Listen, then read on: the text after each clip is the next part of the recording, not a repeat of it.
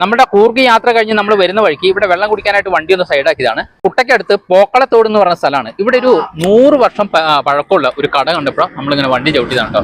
ഇപ്പൊ റോഡ് സൈഡിൽ തന്നെയാണ്. അപ്പൊ ഇദ്ദേഹത്തിന്റെ അച്ഛനായിട്ട് തുടങ്ങിയ കടയാണെന്നാ പറഞ്ഞത്. ഇതുണ്ട് എന്ത് രസം നോക്കുക, ഒരു പഴയ കട. പണ്ടൊക്കെ പഴയ സിനിമകളിലൊക്കെ കാണായിരുന്നു ഇങ്ങനത്തെ കടകൾ എന്നുള്ളതാണ്. സത്യനന്ദിക്കാടിന്റെ ചിത്രങ്ങളിലൊക്കെ ധാരാളം കാണാൻ കഴിയുന്നൊരു കട. അപ്പൊ ഇതുണ്ടോ, ഇവിടെയൊക്കെ ഇതുപോലത്തെ പലക വെച്ചിട്ടുള്ള ഷട്ടർ പോലുള്ള വാതിലുകളാണ്. പഴയ കടകൾക്കൊക്കെ അറിയാലോ. അപ്പൊ ഇതിന്റെ ഒരു ഭംഗി ഇതുണ്ട്, ഇങ്ങനെ ഒരു ഇളന്തിണ്ണയുണ്ട്. അത് കഴിഞ്ഞാല് കഴിക്കോലും ഓടും ഒക്കെ കൊണ്ട് നിർമ്മിച്ചിട്ടുള്ള ഒരു മേൽപ്പരയാണ് നമുക്ക് കാണാൻ കഴിയുന്നത്. ഇവിടെ നിന്ന് ഇങ്ങനെ നോക്കി ഞാൻ രസകരമായിട്ടുള്ള ഒരു വയലും നമ്മൾ വന്ന ആ വഴിയൊക്കെ കാണാം.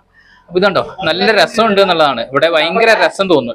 ഒരു ഇളന്തിണ്ണയൊക്കെ ഉണ്ട്, ഇതുണ്ട് അരപ്രൈസ് ഒക്കെ ഉണ്ട്. അവിടെ ഇരിക്കാനുള്ള സൗകര്യങ്ങളൊക്കെ ഉണ്ട്. കടയിൽ ആൾക്കാരൊക്കെ വന്നുകൊണ്ടിരിക്കുന്നത്. ചേട്ടാ നമസ്കാരം. ഏകദേശം എത്ര വർഷത്തെ പഴക്കമുണ്ട് നമ്മുടെ കട? 100 വർഷത്തിന്റെ പഴക്കമുണ്ട്. 100 വർഷം പഴക്കമുണ്ട്. അച്ഛനായിട്ട് തുടങ്ങിയത്?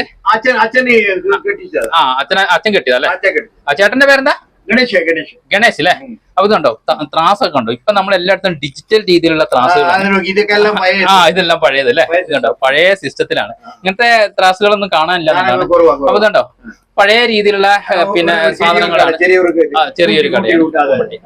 അത് കഴിഞ്ഞാൽ വേറെ രസം എന്ന് വെച്ചാൽ ഉണക്കമീനെ. ഇതൊരു ചെറിയ ഗ്രാമമാണ്. അപ്പൊ ഇതാ ഉണക്കമീനൊക്കെ ഈ രീതിയിൽ പാക്ക് ചെയ്തിട്ടുള്ള കവറുകളിലൊക്കെയാണ് വന്നിട്ടുള്ളത്. അങ്ങനെ രസകരമായിട്ടുള്ള കാഴ്ച. അപ്പൊ നമ്മൾ പോയപ്പോ ഇങ്ങനെ കണ്ടതാണ്. എന്തായാലും ഗണേശേട്ടാ ഒരുപാട് നന്ദി. കാരണം നമുക്ക് ഇങ്ങനെ ഒരു ഷൂട്ട് ചെയ്യാനുള്ള സൗകര്യം ഒരുക്കി തന്നതിന്. അപ്പൊ ഇനി നമുക്ക് കാണാം. ഇനിയും വരുമ്പോ കയറാം. Thank you very much.